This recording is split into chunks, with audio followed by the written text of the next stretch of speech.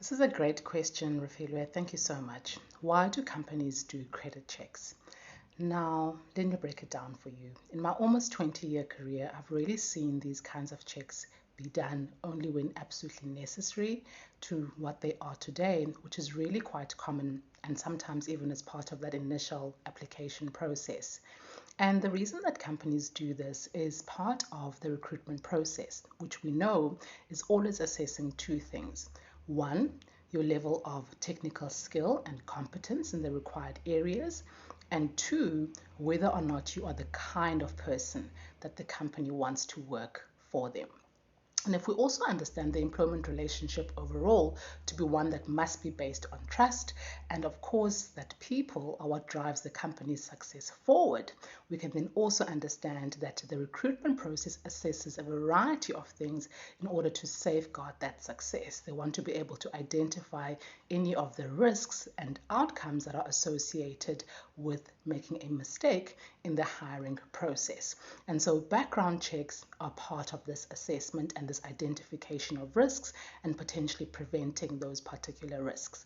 So what makes up the background checks? It is things like your credit check, your criminal check, verifying your education, verifying your ID number or driver's license, and of course reference checks as a whole.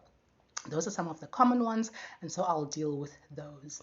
Now, the reasons that companies do these checks is that as part of their own process, which is around, safeguarding that success, they need to set certain criteria around the kind of person that they want to bring into that organization.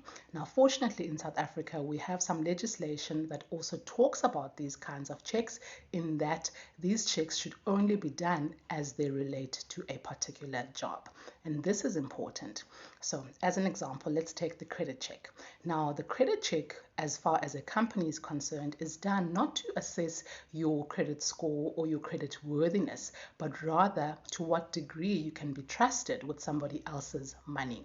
And so, of course, if you're going to be working in a financial institution or in a role where you're going to be dealing with money, you're an accountant, you're a finance administrator, etc., this quality of being trusted or trustworthy with other people's money becomes really, really important.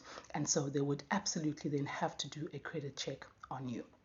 Or if it relates to the company's operations overall, such as in a company that provides some kind of a financial service, or there's some kind of financial transaction involved.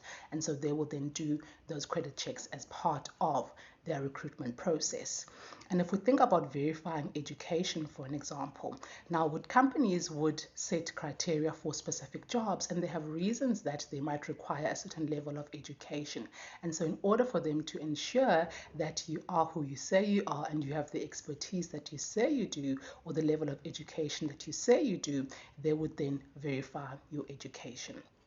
And similarly, if we think about, for an example, verifying your driver's license, if you're going to work in a role where, driving is a part of it, maybe they'll give you a company car, then absolutely they must verify your driver's license in order to be sure that you are able to execute the job in the best possible way.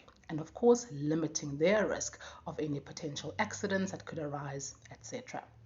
And if you also think about, for an example, the reference checks, they do those to make sure that you have presented yourself in the correct manner, you've done the jobs that you've said you've done, and you've also behaved in a way that aligns with what they are looking for.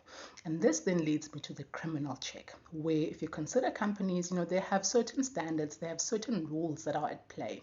And of course, they need to assess your ability to abide by the rules in general. And a criminal check is one of the ways that they can assess this, because of course, if you're unable to abide by society's rules in a way that leads you to have some kind of a criminal conviction against you, then that's an indicator that you may not be able to abide by their rules as well. So that's really, really important for us to understand. And so, credit checks, education checks, all these background checks do have the potential to limit your chances of success if there are any issues that may arise when they do these checks. So I would recommend, of course, if there's nothing to be found, great, you can fill in that form and the checks will go off, and you will succeed as part of that particular screening.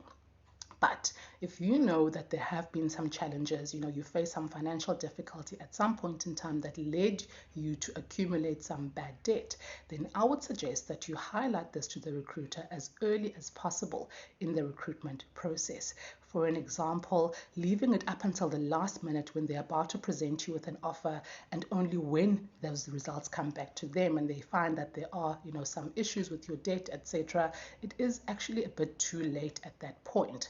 However, if you approach it in the way that I'm about to recommend to you, then you just increase your chances of success in that process with that particular scenario at play.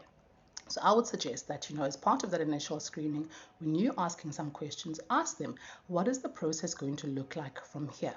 And they will definitely let you know that, as part of that process, they're going to be doing some background checks, credit, criminal, etc. And you can then at that point highlight to them that, look, there has been an issue, you've been unemployed for some time, but as soon as you secure employment, you would then be able to pick up those payments, at a future point, and perhaps even suggest to them that, if it is necessary, you could supply them with a history of your statements at the time that you were employed, just to give some credibility to your story that, when you are able to manage your debt in the appropriate way. That definitely will paint you in a far more positive light in front of the recruiter and give them the impression that you really, were unable to control the circumstances that led to this particular scenario arising. I'll tell you a little story. Many, many years ago, I interviewed a wonderful candidate. It seemed like he really met the criteria that my client was looking for. He was absolutely fantastic, met the spec 100%. And as part of our interview, I let him know that, there would be some checks required because this particular role was for a bank. And, asked him if there was anything that I may pick up as part of this process. And at the time, he assured me that no, there was nothing, but I just had this feeling that there was something there. Just in terms of how he approached even that response, I saw how uncomfortable he was when this topic came up. And I then said to him, look, take a day or two, think about it, and let me know if there's something that maybe you've forgotten about in this moment.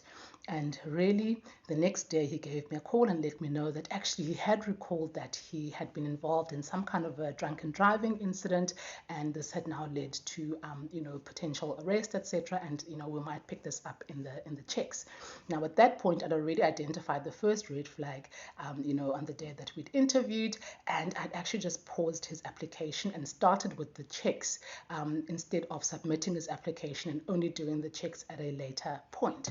And I'm so glad that I did that, because wow, was I horrified at how this played out. A couple of days after that telephone conversation, he'd come into the office to see me and let me know that actually he'd just been at Home Affairs, and they let him know that there was somebody with the exact same name and surname and the same ID number. And so he thought that this, would be important to highlight to me.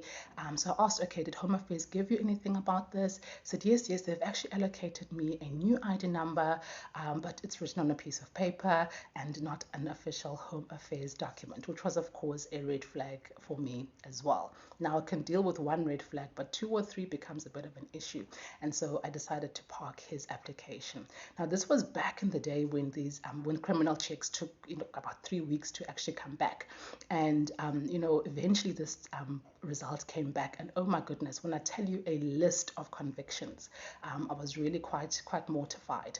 And of course, I tried to reach him just to understand what was going on, and also let him know that the job was no longer available. I was unable to reach him. But I did bump into him about 8 years later, and we had a chat, and I asked him, what actually happened there. And I mean, he explained this whole story to me, and it really sounded like, he was just, somebody who'd made, some really bad decisions at that particular time. And honestly, of course, life does happen. We're not perfect, but I do highly recommend that if something is amiss with any of these areas of the background checks, a bad reference, for an example, bad credit, criminal records, etc., highlight these and explain them to your recruiter, because you never know, the company might be willing to flex depending on the role that you're actually applying to, as well as just the general company's way of conducting themselves. And with that, I hope you are better able to understand why companies do credit checks. And of course, I wish you everything of the best in your career journey.